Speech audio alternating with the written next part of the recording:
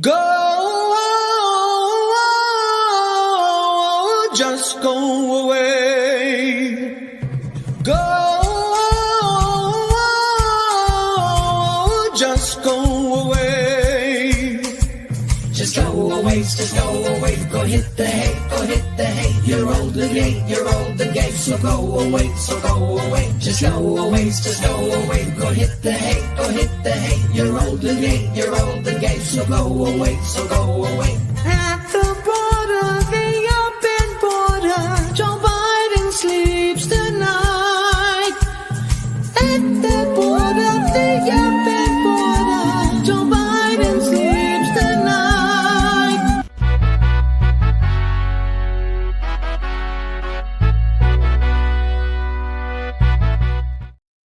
What is up, guys? Tyson De La Cruz here. Thank you so much for rocking with me.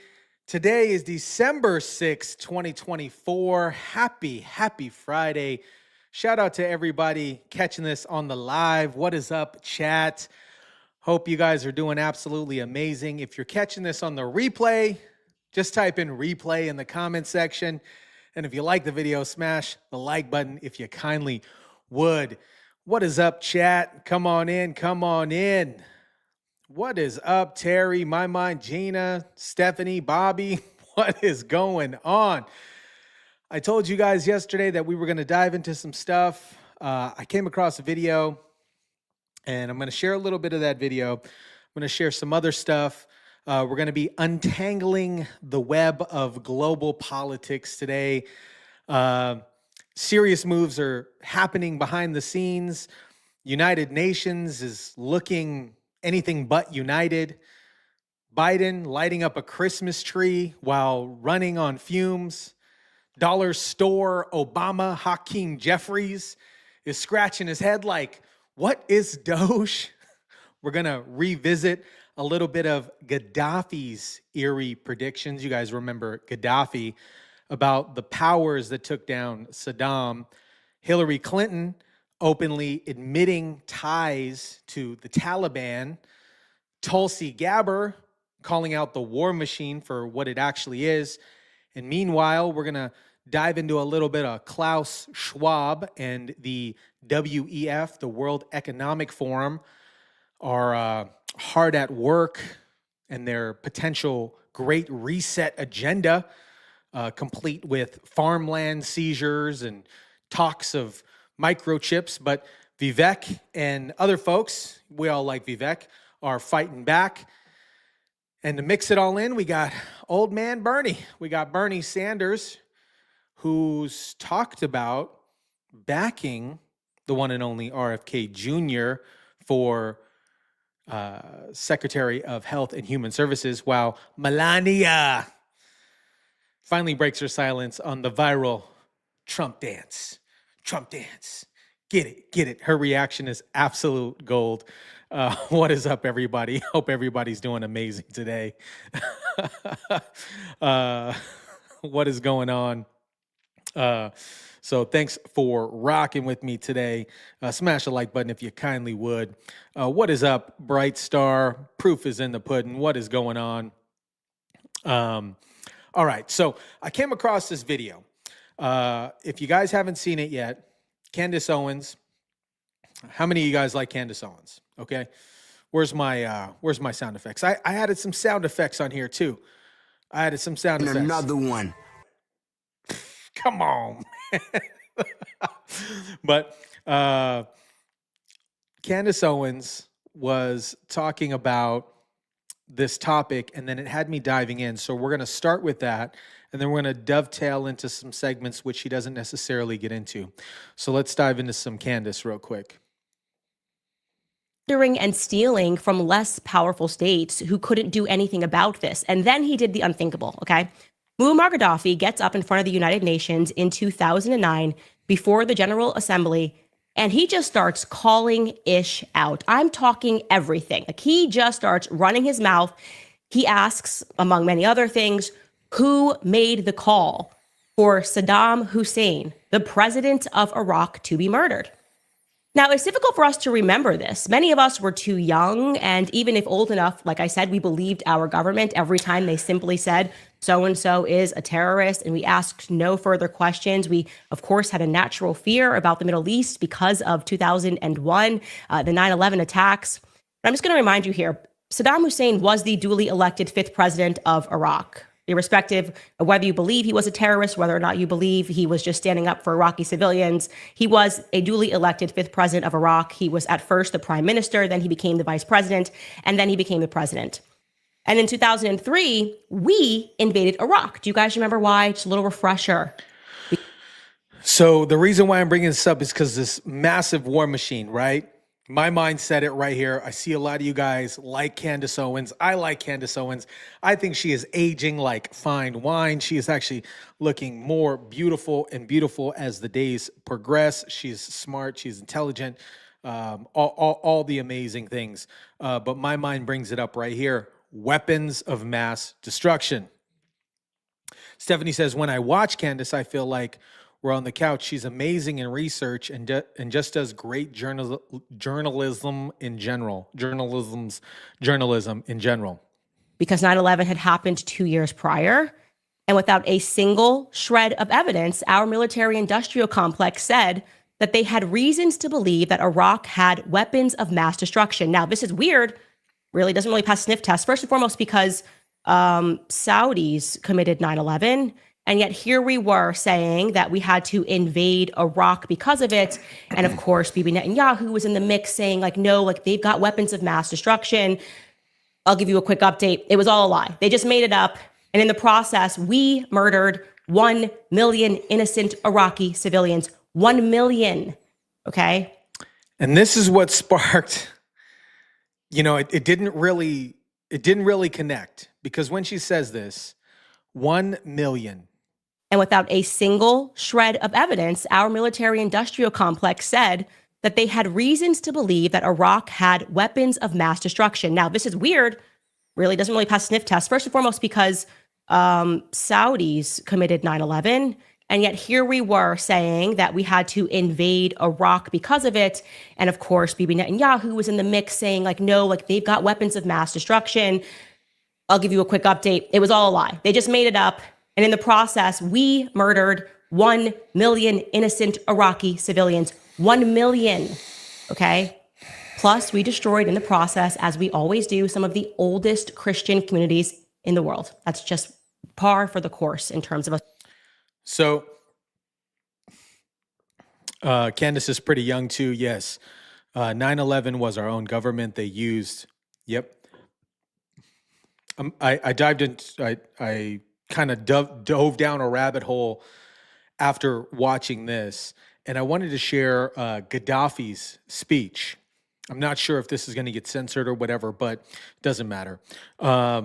So here is Gaddafi's speech to the United Nations, questioning whether or not the United Nations were actually united. And he goes on to say, hey, it seems like it's only favoring one or two nations, not all of the nations. It's not all of the United Nations. I'm going to share a small portion of this clip here. Are we equal when it comes to the permanent seats? No, we're not equal. The preamble states in writing that all nations are equal, whether they are small or large. Do we have the right to veto? Are we equal? The preamble says that we have equal rights, whether we are large or small. That is what is stated and what we agreed in the preamble. So the veto contradicts the Charter.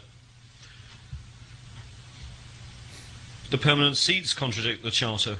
We neither accept nor recognize the veto.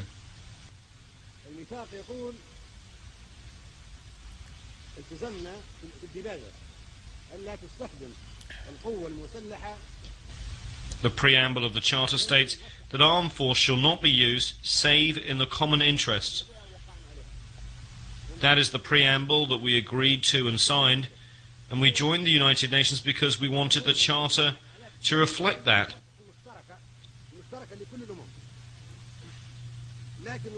It says that armed force shall only be used in the common interest of all nations. But what has happened since then? 65 wars have broken out since the establishment of the United Nations and the Security Council. 65 since their creation, with the millions more 65 wars since the creation. victims than the Second World War. Are those wars and the aggression and force that were used in those 65 wars in the common interest of us all? No. They were in the interest of 1 or 3 or 4 countries, but not of all nations. Shortly after this, he was brutally taken down, and they used the end of the rifles, the swords, to presumably sodomize him. And, you know, through all this, Putin had apparently watched these videos over and over again because Putin and Gaddafi were fairly close. And this is one of the main reasons this kind of coincides with Tucker going into Russia now, because Putin has clearly identified the same thing that Mr. Gaddafi had identified, that it only is representing 1 to 3 organizations out of the United Nations. Let me know what you guys think about that.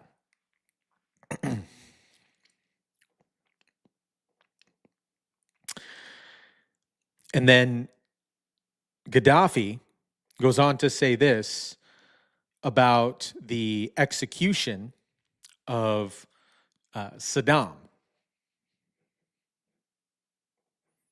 It would be or Moroccan, and then this place is a targeted by the Al Qaeda. This very same place, and the next target that would be, and I'm not saying this out of the record. We have tens of members of the Qaeda being detained in the Libyan prisons, and out of their confessions, very scary. And this makes America lives in under tension. And perhaps you never know what will happen. Perhaps America will be targeted again by a rocket, or by perhaps tens of head of state may die. Is this a member state of the United Nations, or he is a prisoner in the Guantanamo camp that he cannot allow free movement? People say that the American president and the British president are wearing the mask, and they have already put to death president of Iraq. Did you guys hear that? The mask, and they have already put to death president are wearing the mask, and they have already put to death president of Iraq. Why are we against Taliban? Why are we against Afghanistan? Who's Taliban? If Taliban wants to make a religious state, okay, like the Vatican. So if you guys remember correctly, they openly promoted the execution, and I'm going like this, they openly promoted the execution of Saddam. And there were, and it was, I believe portions of this was televised, which was, you know, as I'm looking back at this, I'm like, wow, that is absolutely crazy to me that it was televised and broadcast on some of these news networks. It was censored. But if you remember correctly, there were individuals with masks on. And Gaddafi is saying here, who was behind those masks? Who were those individuals behind those masks? And interesting, because he does mention the president of the United States, but presumably, right, behind those masks. And he goes on to say, how come they don't show themselves? How come they're not showing themselves? It's crazy. This is crazy to me. Terry says Desert Storm and 9/11, the one thing in common. Jason, oh yeah, right. In my opinion, today, that never did blow up. The Lockbridge aircraft over the UK, the blob was framed many innocent people and countries Are we still looking for the weapons of mass destruction in Iraq? Good question, right? So, yeah, excuse me, Bush, sorry. Thank you.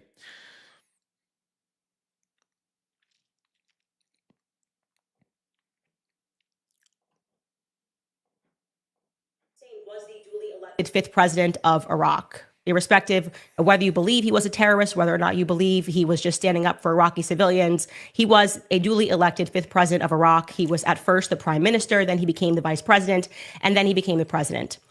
And in 2003, we invaded Iraq. Do you guys remember why? Just a little refresher. Because 9/11 had happened 2 years prior. And without a single shred of evidence, our military industrial complex said that they had reasons to believe that Iraq had weapons of mass destruction. Now, this is weird, really doesn't really pass sniff test. First and foremost, because Saudis committed 9/11. And yet here we were saying that we had to invade Iraq because of it. And of course, Bibi Netanyahu was in the mix saying like, no, like they've got weapons of mass destruction. I'll give you a quick update. It was all a lie. They just made it up. And in the process, we murdered 1 million innocent Iraqi civilians. 1 million, okay? Plus, we destroyed in the process, as we always do, some of the oldest Christian communities in the world. That's just par for the course in terms of us going to war. It just, actually, if you listen to pastors and priests in the Middle East, they think it's intentional. They think that all of these Christian places are intentionally being destroyed and war is being used as a pretext. But let's not get lost in that. I'm going to dive into that a little bit because I was having a conversation with a buddy of mine, and it's interesting because some of these places, some of these rural cities and in states, some of the biggest, most beautiful pieces of real estate, for example, were churches. One of the most beautiful buildings,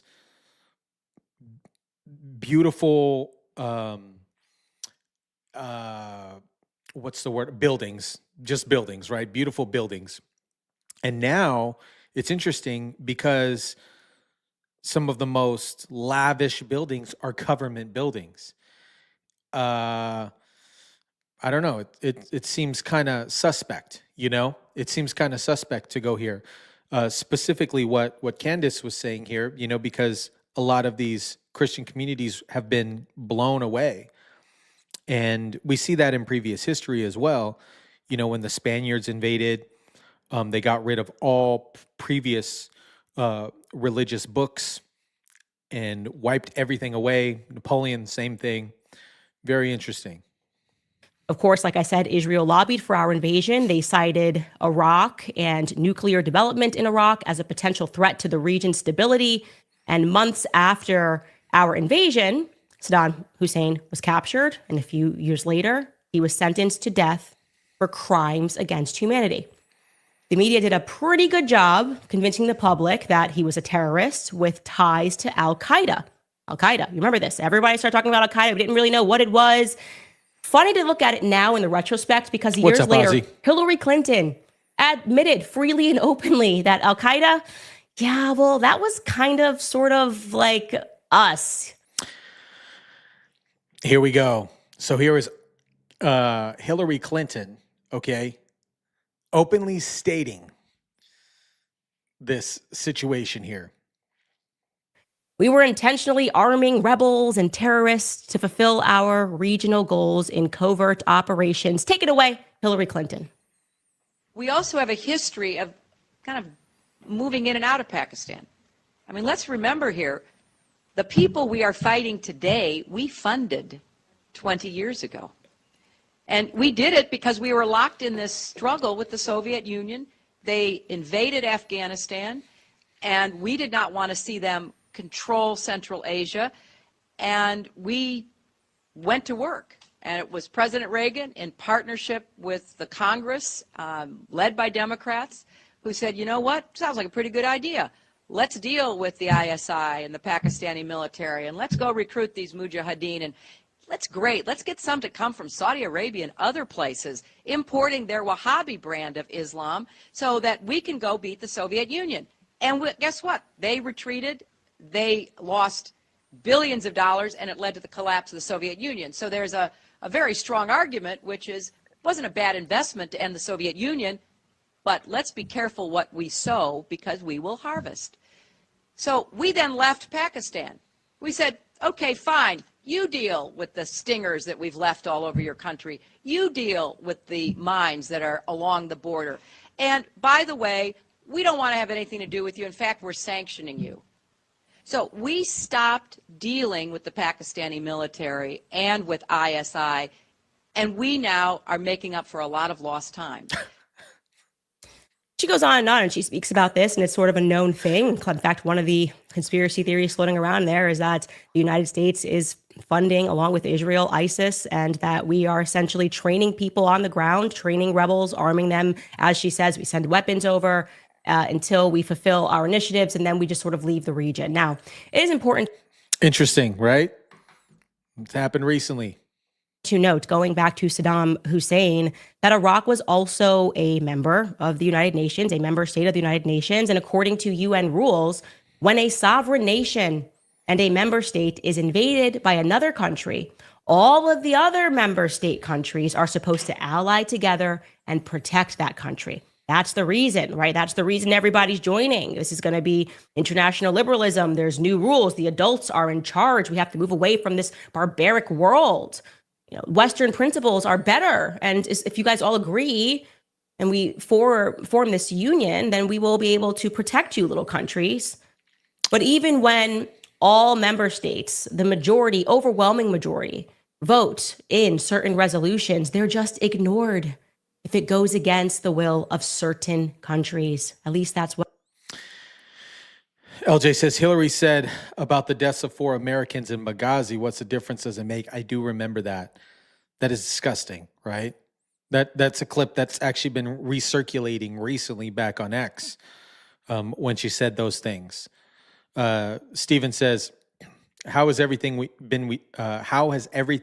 been told a lie from Pearl Harbor to 9/11, Russia, Russia, Russia? Then projecting and blaming other countries for the crap that U.S. starts, for nonsense, for the military-industrial complex. Can we just imagine the mess if Hillary would have won? Oh my gosh, it would have been crap. It would have been straight crap. She's a straight psychopath.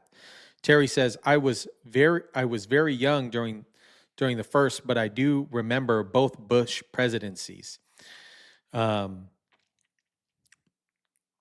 Alan said, George Bush wanted to kill Saddam because he threatened to kill his dad.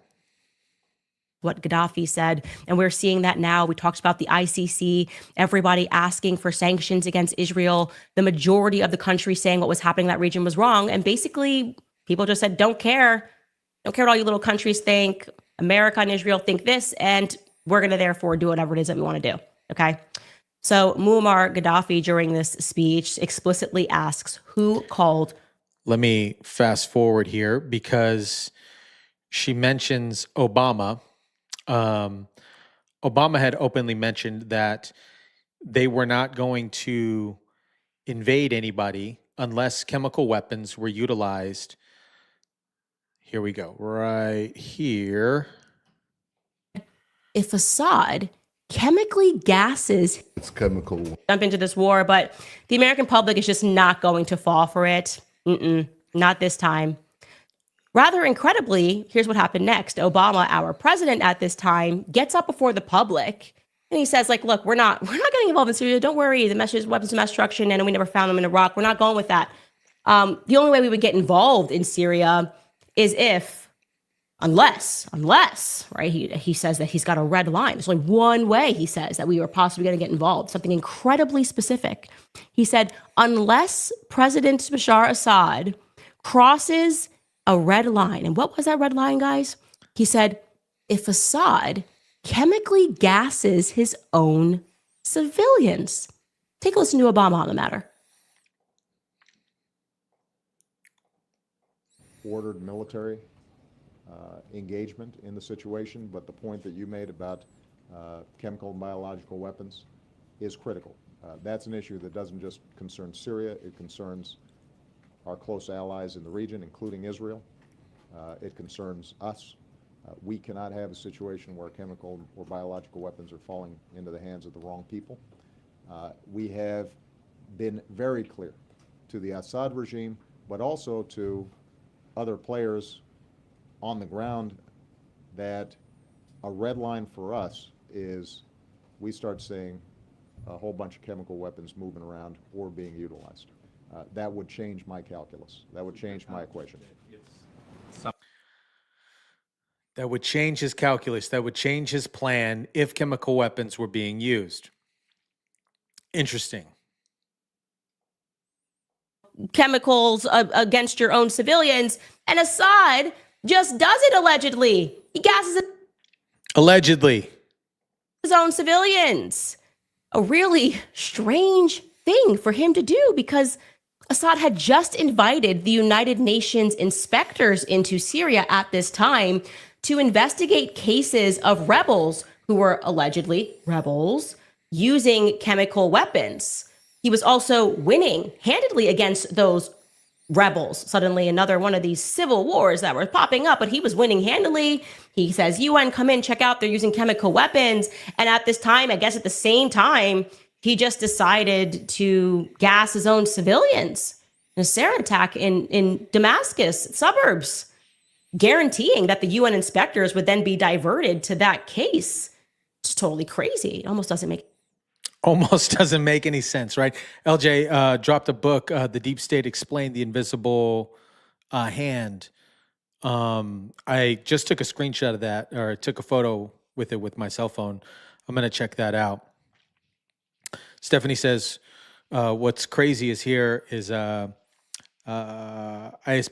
a lot of activity in Syria right now. Yep. And that's actually what we're going to get into, because this topic talking about Syria, I was like, what is going on there? You know, like, how did this all transpire to in relation to what is going on currently in Syria? Going Rogue, this is a great episode of Candace. Yeah, this is an absolute banger of an episode. Definitely check it out. LJ says, ever wonder what demons look like? That's it. Yep. Terry says, Syria has held a grudge, so to say, for decades. So this had me diving down this particular rabbit hole of what is going on in Syria. And then after this clip, we're going to get into Tulsi Gabbard and the war machine. Friendships, there are no lasting enmities, there are only lasting interests. But he was right, and and what you've just described is an example of that. What is going on in Syria today? Can you even tell us who's fighting whom? The West is trying to destroy Syria, and the West is using Turkey and this radical Islamic sect known as HTS as a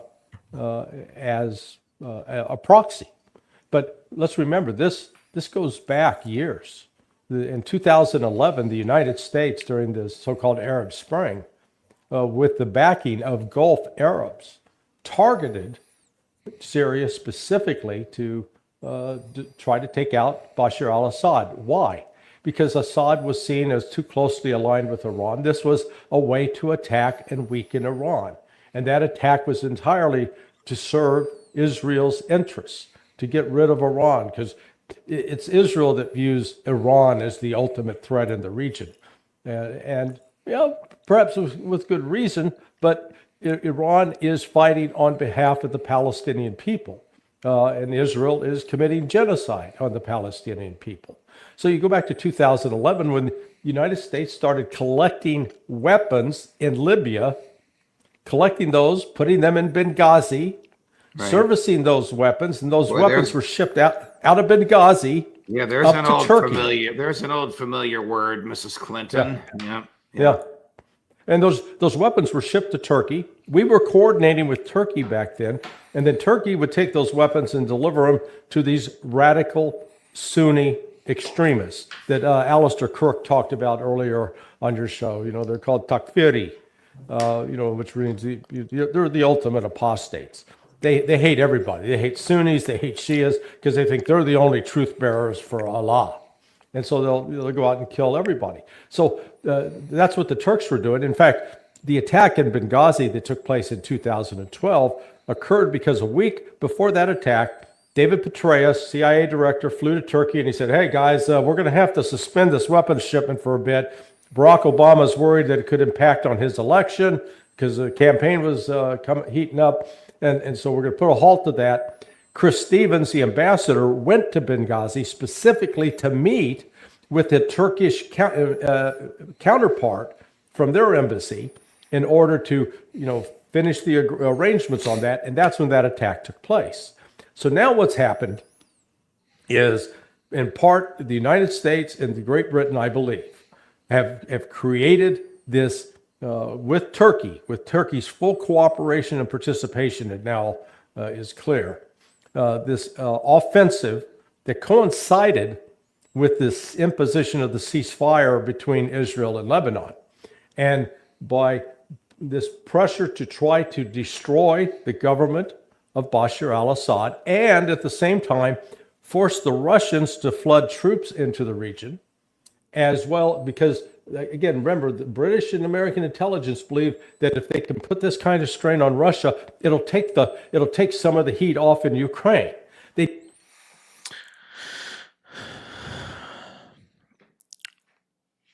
I'm going to jump to some of these comments here. Steven says ISIS was Obama's tool to keep wars going on and on. President Trump destroyed them in 4 to 6 weeks. Yep. Yeah, facts. And this is one of the main reasons I think that they've been so reluctant for the nominations for Donald Trump to stop the war machine, right? The warmongering from Dick Cheney, Liz Cheney, all these individuals, and because these not only networks but also these industries make money off of war, which is bananas to me. Killing innocent people, going to these into these wars and bringing our United States soldiers onto territory that's not even ours. It's gross for greed, ultimately, for greed. LJ said, I had no idea how evil the U.S. was until the last 3 years. Unbelievable what we've uncovered. The Great Awakening. Yes, LJ says, Revelations 3:9. Gina asked, did y'all hear of the well to hell in Syria? I'll check it out. Let me see. I will check that out. Let me write it down.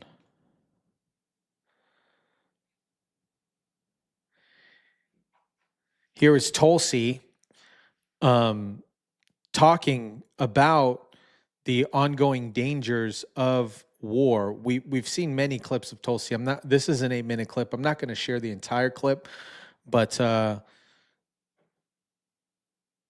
probably share a good half of it. But she talks about, the warmongering and these just ridiculous wars just for pure greed.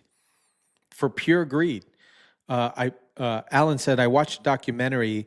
They finally let out Dick Cheney, ordered the military to shoot down the last jet on 9/11. You would be shocked by how many people do. And they won't say, I want war, or I like to see more people dead. Of course, they won't use those words. But there are politicians who are beholden to the big defense contractors who are making billions and trillions of dollars. And they are their political donors and their supporters and their friends. And ultimately, it's those politicians whose knee-jerk reaction to any challenge or situation in the world instead of choosing diplomacy and seeing war as the last resort once you've exhausted all other means, understanding how costly it is, both in lives and in taxpayer dollars, it's just, hey, we got to go and punish this bad guy, topple this regime, wage this modern day siege through economic sanctions and warfare, all of the tools that they have at their disposal, without thinking through what the cost and consequences of those actions and policies are. Presumably on the ground and also economically, domestically too. Both.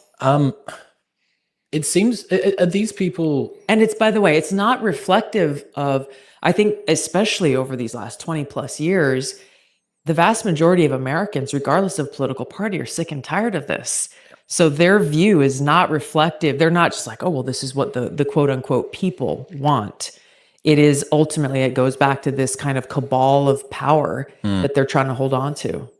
Do you think that those people, I struggle to find or meet people that are genuinely evil. There's people that have got goals and then they're kind of risky and frivolous en route toward getting those goals. And you think, this is just collateral damage. Who really cares? I'm getting my backhander from Raytheon or whoever the fuck. But it seems surprising to me that someone would think, I want to go to war. So do you think that these people that are pushing for it genuinely believe that it's in the best interests of the country? Have they been able to gaslight themselves, this Stockholm syndrome from whoever is sort of continuing to fund them? Or is it something a little bit more malicious? Are they actually sort of trying to land grab or this sort of odd power game that I imagine it feels powerful for you to be America and for you to have a foothold here and have a foothold there? Have you got any idea what kind of motivates these people? I think they tell themselves whatever they need to tell themselves to sleep at night. But as someone who's been, I still serve in the Army today. I've been deployed to war zones in different parts of the world, seeing and experiencing firsthand the harsh ugliness and realities of war and the costs. The people who are so quick to go to war and see that as the first response rather than the last, number one, they don't have any excuse. I don't believe everybody should, it's mandatory to serve them. I don't advocate for that. But if you are in a position to make these decisions about war and peace, you need to be very responsible and do your due diligence to actually truly understand what the consequences of those decisions will be. Might be worth it. I like Tulsi Gabbard. And now they're trying to pin her as a Putin puppet, if you would, just like they do with Donald Trump, right? But the last thing that these individuals want is war. What's up, Robert? Just got back from the bars in my hood. Been so long since I drank in this neighborhood. Oh my God, this neighborhood is so woke. Oh.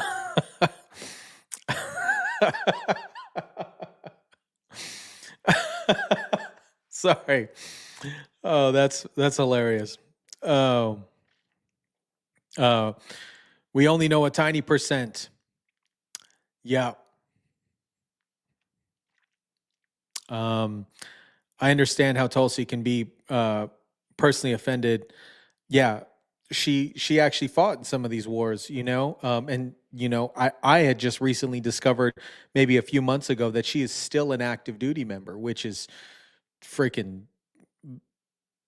that's freaking awesome.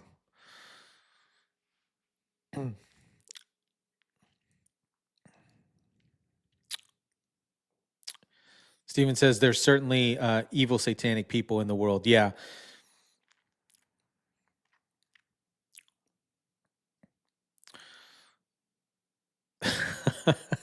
Robert, it's a woke bar that was America's men's bar, and now it's all K'd out and goofy. And the other bars are all just woke. I felt like got vibes from people that I didn't belong there like I grew up here. Man, that sucks. That sucks. Alan says, That's the demons spending our money, the continuous warmongering. Tulsi is right. Tulsi is the right person for Trump. So glad she'll be fighting for America. I 100% agree. Excuse me. Here is so this kind of warmongering, this constant military industrial complex concept topic dove me down this rabbit hole regarding the Great Reset and the Great Uprising. And here is Vivek on that topic. It's interesting because I was not, and it makes sense, right? Presumably, I don't know, when we look at North Carolina and the lithium.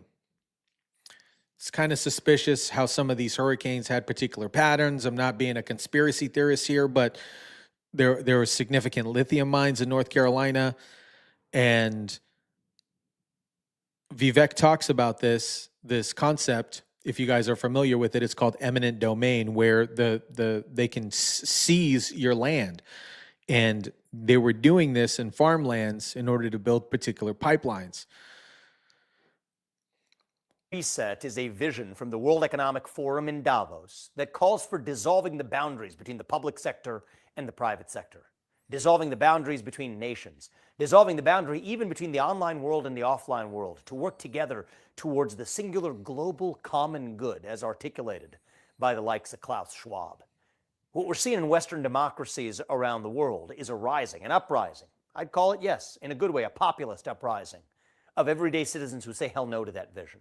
I'm not some vague, nebulous global citizen fighting climate change somewhere. I'm a citizen of this nation, in our case, the United States of America, and I'm proud of that, and that citizenship means something. That's what I call the Great Uprising.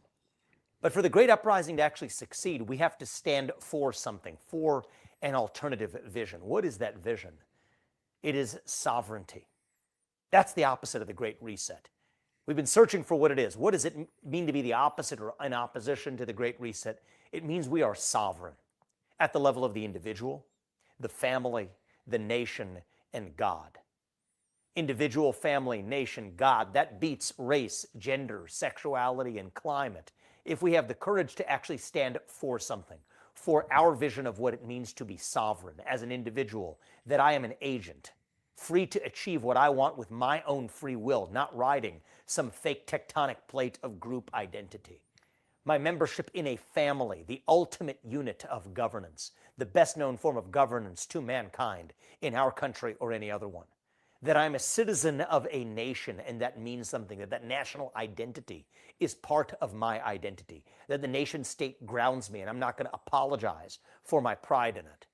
And my belief that we are one nation under God, that God doesn't have to be some four-letter word or treated as such, but that we are part of something bigger than ourselves, that there is a God that puts us here for a purpose, and that gives us our sense of direction in this world. That's the opposite of the Great Reset. Particularly, let's talk about that topic of national identity. We've fallen into this trap of... So, partially, the C-19 pandemic was part of the total umbrella of the potential Great Reset. And LJ just dropped a book here, C-19, The Great Reset. It's on paperback. And this had me diving down Klaus Schwab, right? And those of you that aren't familiar with Klaus Schwab and the WEF, they had this idea that, as a matter of fact, Steve just put it here, you will own nothing and be happy, right? Vivek kind of goes on with this. This is about a minute clip. Minutes on the climate cult, extra info on what you said last night.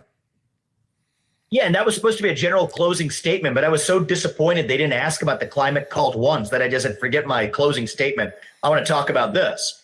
The climate cult has nothing to do with the climate. That's why, one of the many reasons why it is a hoax. The real answer is this has to do with letting China catch up to the United States, using multilateral institutions to impose these emissions caps on the US, and a lot of people making money as middlemen along the way. I'm talking to you. I happen to be talking to you from northern Iowa, a rural area where I am right now. We flew up here after the debate. Right here, Alex, they're building a carbon capture pipeline across farmland in this state.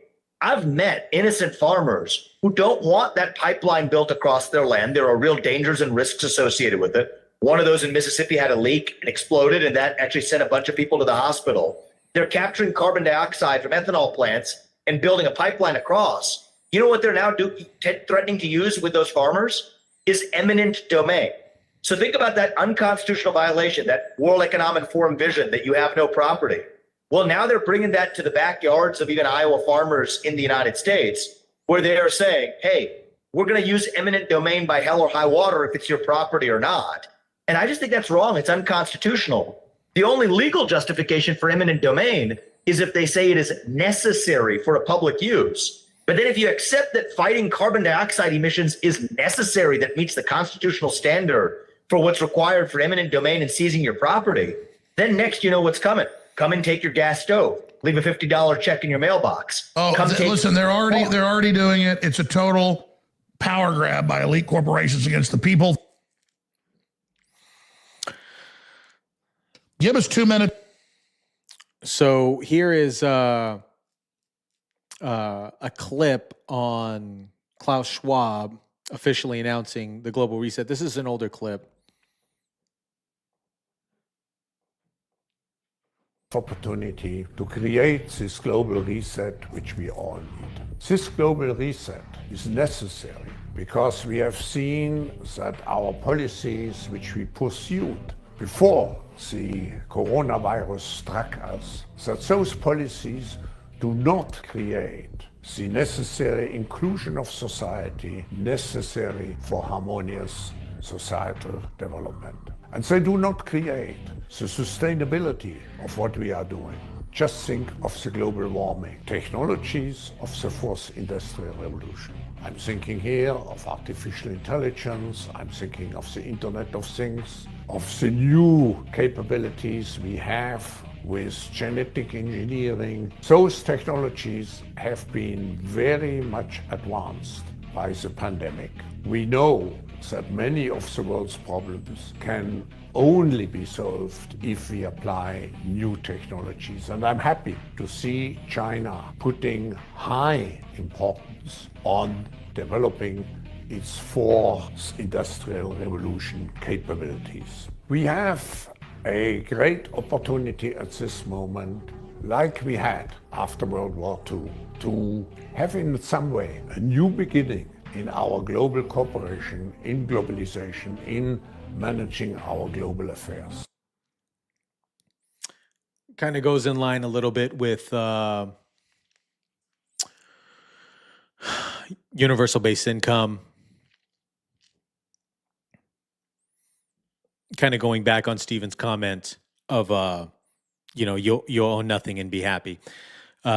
LJ with the books. If you guys are interested in some books, LJ's dropping some good books here. The Fourth Industrial Revolution hardcover. Going Rogue says Jesus was the end of the old law if you have biblical knowledge. Yeah. A lot of people were mad a couple years ago because no jobs were produced like they promised our state, just like it was all dropped. Stephen says the Nazis were destroyed. The Nazis were never destroyed. They just went undercover over a couple decades. Interesting, right? New regimes with different cloaks.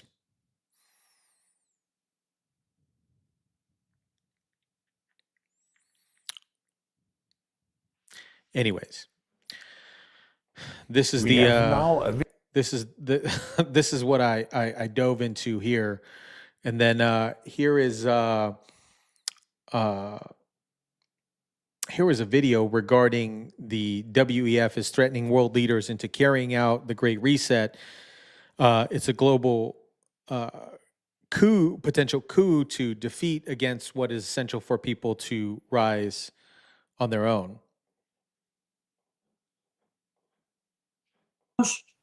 who do not adapt to this fourth industrial revolution will find themselves ousted and will lose. They will lose everything, including their freedom.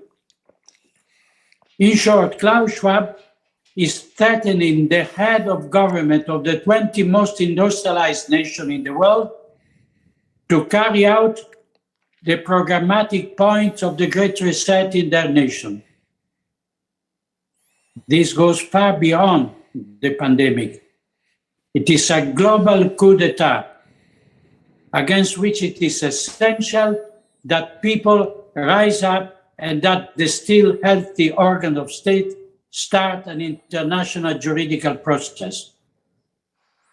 The threat is imminent and serious.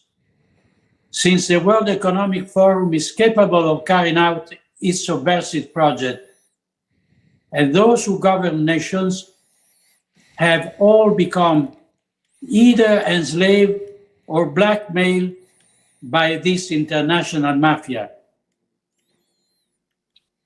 In the light of these statements, and those of others no less delusional than Yuval Noah Harari, Schwab's advisor, we understand how the pandemic first served as a trial balloon for imposing controls, coercive measures, curtailing individual freedoms, and increasing unemployment and poverty. The new step will have to be carried out by means of economic and energy crisis, which are instrumental to the establishment of a synarchic government in the hands of the global elite. Those. What is up, Kayla? Yeah, LJ says the Catholic Pope is a globalist and is a false prophet of revelations. Interesting.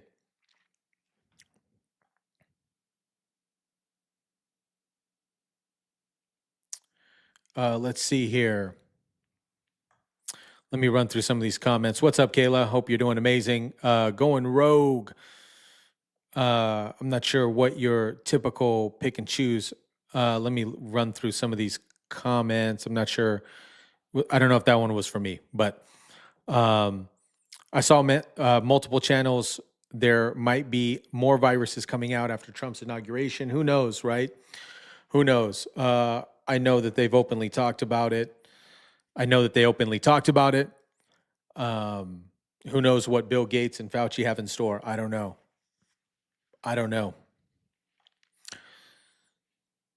Stephen, absolutely 100%. And churches help them. It's crazy how many South American communities still won't talk about it to this day with German communities that come up after war.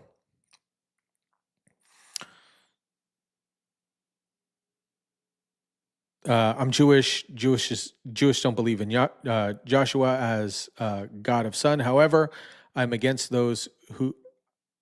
against those who believe in Jesus. Ozzy says, hence this is why they called Trump Hitler.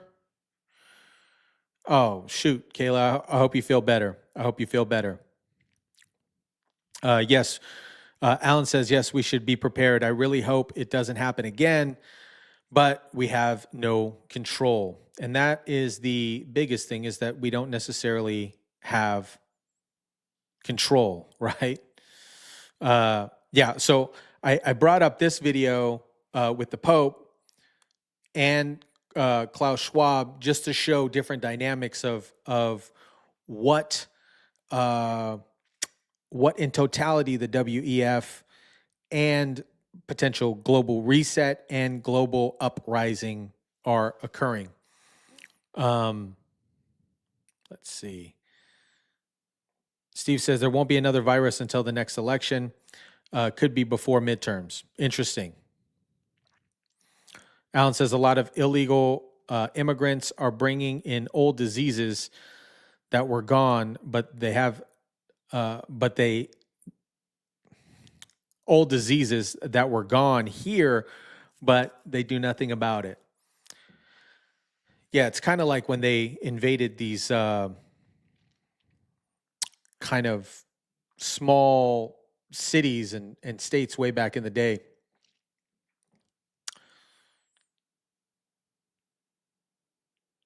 Let me see.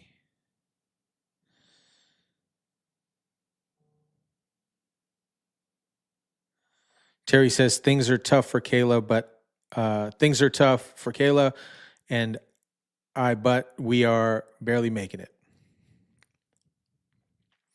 All right. Now, I'm going to jump into something that Bernie Sanders had to say today. I don't know if it was today, it was a few days ago. Bernie Sanders confirmed he's considering supporting RFK for HSS secretary. Sanders is currently the chair on that particular committee, but here's what he had to say about RFK. Saying about the food industry is exactly correct. Senator Sanders, as chair of the HELP committee, has really sounded the alarm on ultra-processed foods and the food and beverage industry, drawing comparisons to the fight against big tobacco decades ago. Interestingly enough, RFK Jr. has also talked a lot about food policy, additives, taking on the food industry. That's something part of his platform. It's taken off online with the Make America Healthy Again movement. So I asked Senator Sanders if that's an area where he could potentially work with the Trump administration if RFK Jr. is confirmed. I think you have a food industry concerned about their profits, could care less about the health of the American people. I think they have to be taken on. I think, on the other hand, when you talk about, when Mr. Kennedy talks about taking fluoride out of our water system, I think what the scientific community will tell you that would be a disaster in terms of dental health in this country. His views on vaccine are in very wrong in so many ways. So we will see how the process unfolds. So I think what he's saying about the food industry makes sense to me. A lot of other things that he's saying are extremely dangerous. So I tried to press Senator Sanders on if he's made up his mind about President-elect Trump's health picks, how he's preparing for the confirmation process ahead. We are preparing. I mean, we're going to be prepared to ask the right questions. And it's not only the confirmation hearings, it will be discussions that we have behind closed doors as well. At this point, have you made up your mind, or you're going to go through the process? Any other health related, as the chair of HELP? Are there any other health related picks, agency picks, that you're concerned about? Well, I think I know Kennedy somewhat over the years. I do not know his other picks, so I'm going to have to sit down and talk with him. The other thing I think that's important is Trump over the years, and Kennedy himself, has talked about as a health problem the fact that we pay by far the highest prices in the world for prescription drugs. And if I'm not mistaken, Kennedy has talked about the need for Americans not to pay more than the people in other countries. I think that's exactly right. And I hope Trump keeps his word in terms of going forward in something that he has talked about for years, substantially lowering the cost of prescription drugs in this. There we go.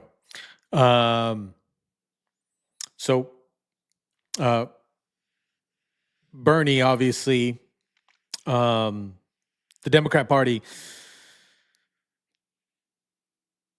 doesn't like Bernie's radical ideas, and it is great to only not hear him talk and praise Elon and Vivek regarding Doge, but also confirming he's considering supporting RFK for HSS secretary. Kayla says, me and my husband can't even have a good Christmas dinner with everything. It's bad enough my husband has to pay out of pocket for oxygen and oxygen supplies. Sending prayers and love to you, Kayla. It will be a good family's important, you know, and just connecting with the family. That's incredibly important, and my prayers will go out to you for sure.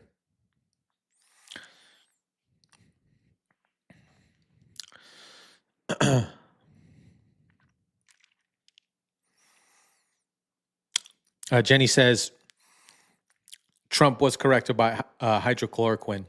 Yeah. And then ivermectin as well. Ivermectin as well.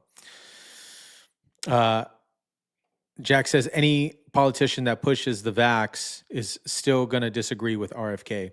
Yeah, there was a recent podcast that I watched with PBD. I watched it today. Actually, our friend Shanky Shank was on the PBD podcast, and they were offering, I believe the bucket is up to like $3 or $5 million for both of them for a charity of their choice. For the charity of their choice, for Dr. Anthony Fauci and RFK to go on a debate, and then they'll host the debate on the PBD podcast, and then the money that was raised for that particular debate will all go to charity, which is pretty awesome. I would see that. I would like to see that.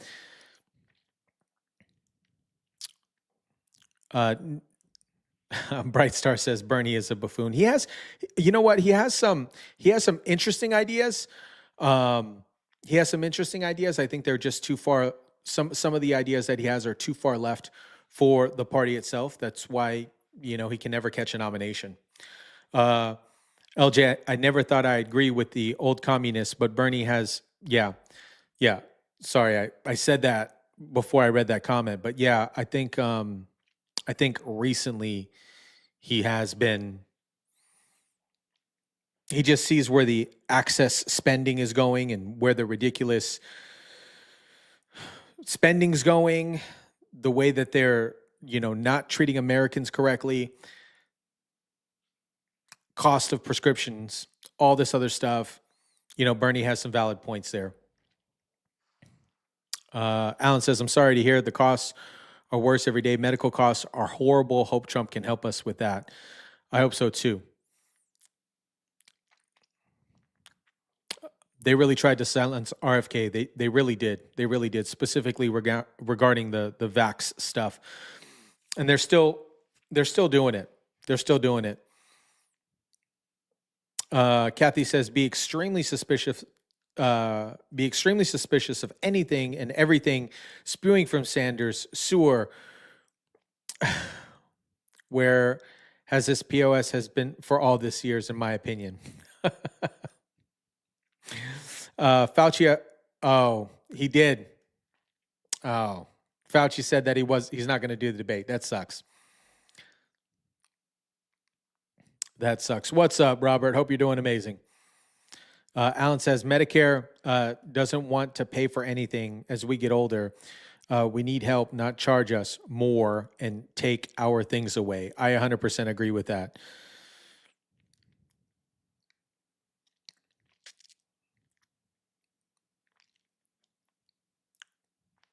All right. We're going to get into some few other topics. We got 3 more topics here. Before we jump into that, we have President Joe Biden lit the national Christmas tree last night, which was another crap show for Joe Biden, as always.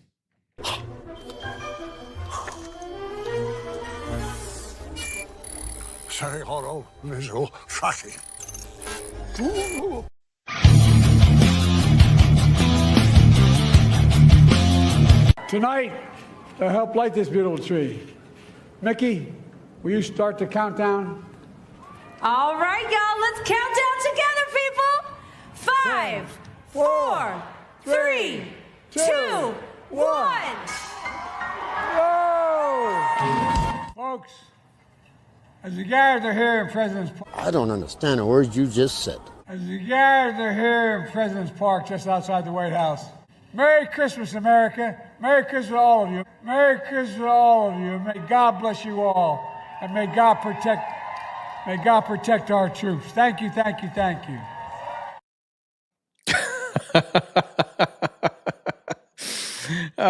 Great Scott. Biden, golly. He's out the door here in about 41 days here. 41 days. And then we have Dollar Store Obama Hakeem Jeffries talking about how he doesn't really know how Doge works. But in his speech here, He clearly knows how it works. I think he just doesn't want to openly admit. It's unclear to me what exactly the objective is related to this so-called Doge initiative. From our perspective, we want a federal government that is effective and efficient and equitable. And to the extent the other side of the aisle shares that objective, which is what is right for the American people, then we'll see if there's common ground that's possible. Democrats will, of course, have to be directly involved to the extent that there is any legislative aspect of this, and we will, by necessity, be engaged because it's clear that the incoming House Republican majority will not be able to do much without us. Yeah, in the beginning here, he says exactly what Doge is. Related to this so-called Doge initiative, from our perspective, we want a federal government that is effective and efficient and equitable. That's exactly what Doge is. And they're just making it more transparent to the American people versus hiding it in people's pockets like Pelosi, right? My mind said Biden is a puppet about to break down at any moment. Yeah, they stopped giving him the juice. They stopped giving him the juice. That's why he looked like crap yesterday. Anyways. Oh, man. Yeah, there's that word again, equitable. Anyways, Melania was on Fox News this morning, and she talked about the virality of her husband's dance. And same thing with Melania, man.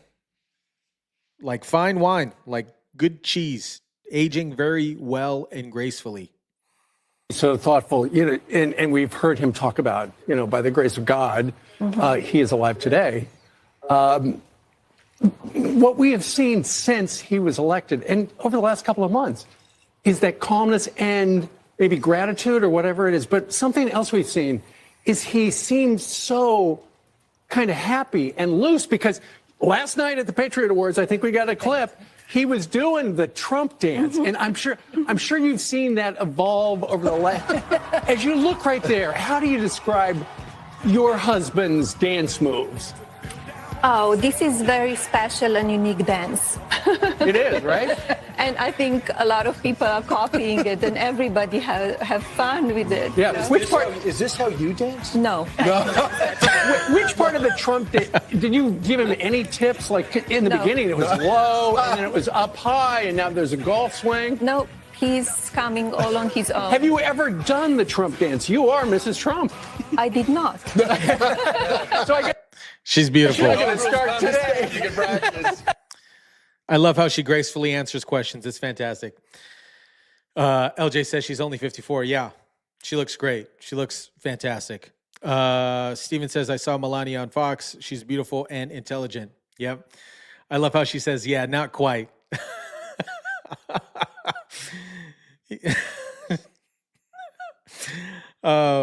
They asked her if she taught him any moves. She was like, no, those are all on his own. Yeah, she does speak multiple languages. I wasn't aware that it was 6. That is awesome. That is awesome. Anyways, let me jump through some of these comments here. But did you guys have a solid week this week?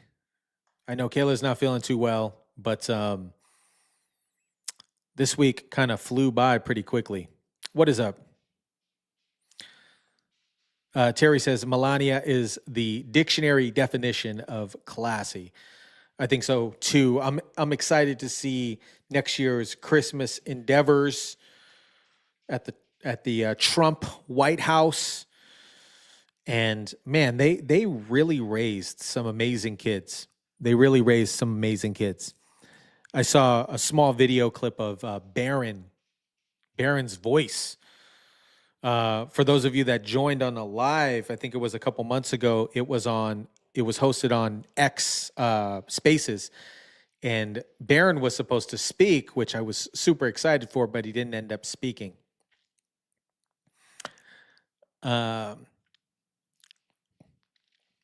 You know what? I'm not sure. Maybe maybe it's a excuse me. Maybe it's a European thing. I don't know.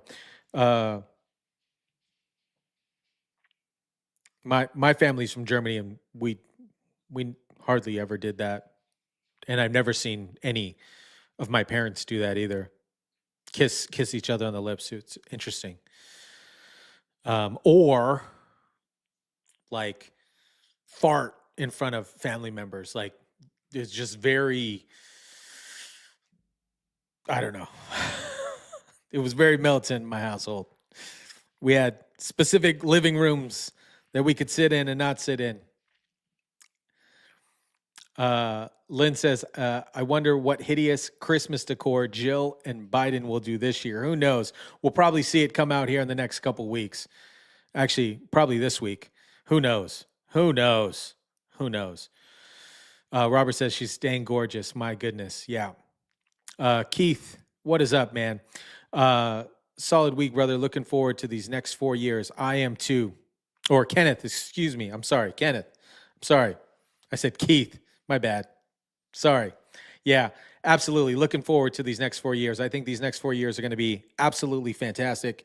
There's been this great optimism, specifically here in Las Vegas. And I know we talked about it on a previous live. There has been so much positive energy. Melania speaks Slovenian, English. LJ with the receipts today. Shout out to LJ. Where is my we got to give kudos to LJ because he's been dropping books. He's been dropping receipts. Shout out to LJ, another Las Vegan. She speaks Slovenian. The chat is rolling right now. She speaks Slovenian, English,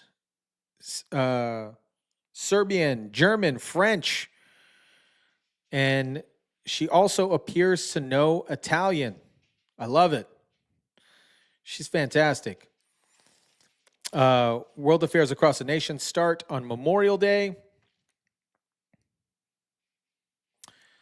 Sorry, I have a small emergency. I'm back. Oh, I hope the emergency went well, Jenny. I hope your week went amazing. Yeah, I wonder how Barron got so big. Oh my gosh, the guy is he is massive. I don't know how tall. I think he's like 6'4", isn't he, guys? I don't know. Yeah, exactly. Since when do our presidents make out in public anyways? We know Doug Emhoff and Kamala Harris aren't making out at all. I know Doug Emhoff is making out with Jill Biden instead of Kamala Harris. He's probably making out with Tim Walz on lunch. Who knows? Seems to swing a little bit, but to each their own, I guess. Jenny says, Jill has strange Christmas decor. Yeah. Ozzy says, beautiful, classy, intelligent, and the perfect first lady. Yeah, I am excited. Melania is 5'1". Don is 6'3". How big is Barron? Barron's 6'8". No way. He's 6'8". Are you kidding me? That is crazy. Some of you guys saying 6'8", 6'9". That is a massive boy. Oh my gosh. Where did he come from? Jeez. What is up, Book? Does anybody know why Tampon Tim was on the news being questioned about? No, I don't. I didn't see that. Let me see if I could pull it up. I know he was recently, they asked him some questions, but I'm not sure why they asked him. Probably they were actually saying about that United Healthcare worker that it was a potential personal hit for life insurance. Who knows? Who knows? That whole thing is strange. 6'9"? Barron is 6'9", guys. Just FYI, random fact of the day, Barron is 6'9". That is a massive boy. How old is he? Barron's 22. Jeez. Anyways. All right. 18. Wow. Shout out to LJ for the receipts. Thank you, LJ. 19 years old, 6'9". Kid is massive. 18, excuse me, 18. 18 years old, 6'9". And he's still growing. That is crazy. Anyways. All right. I'm going to jump on out of here, but yeah, I just wanted to share the little rabbit hole that I dove down with Candace Owens, Syria, the WEF, all that good stuff. If you're catching this on the replay, type in replay in the comment section down below. And if you are interested, the Discord link is in the description down below as well. Notifications, memes, videos, news, additional news outside of the channel. And you can continue the chat with the individuals in this chat on the Discord group. It's fantastic. My Mind is hosting some events here coming up shortly. So we do community events and things like that. So check that out. It's in the description link down below. Anyways, if you're catching us on the replay, type in replay in the comment section. Smash the like button. I want to give a huge, huge, huge shout out to the moderators. You guys are super awesome. And I want to give a shout out to everybody in the chat. You guys are amazing. You guys are absolute rock stars. And I appreciate you guys for all the support and the amazing chat. You guys are absolutely great. Anyways, drop your comments down below, smash the like button, and share, subscribe, and I will catch you guys on the next one. We'll chat soon.